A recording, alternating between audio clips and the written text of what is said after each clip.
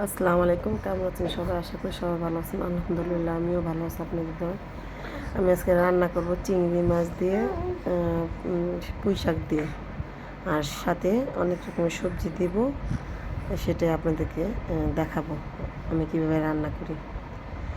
সবাই আমার মতো করে রান্না করেন না, এক এক দেশে এক এক রকমের রান্না। আমার রান্না দেখে কেউ বলবেন না যে এটাকে আবার খাওয়া যায় নাকি।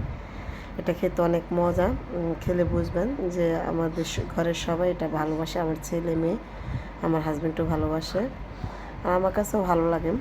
আমি কীভাবে রান্না করতেছি সেটা দেখেন, আর আমি কী কী সবজি দিব সেটা তো আপনাদেরকে দেখাবই। আমি রান্না করতেছি করলা ভাজি, আর পুঁই শাক দিয়ে চিংড়ি মাছ দিয়ে সবজি দিয়ে রান্না করব, আর ডাল রান্না করব, ডাল।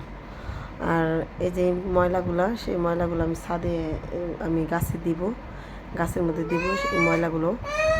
আর এই ময়লাগুলো আমার গাছের মধ্যে দেবো। আর আমার ছেলের বয়স শোনা গেলে ক্ষমা সুন্দর দৃষ্টিতে দেখবেন, আর আমাকে কেউ খারাপ ভাববেন না যে ছেলেকে রেখে কেন বয়স দেয়।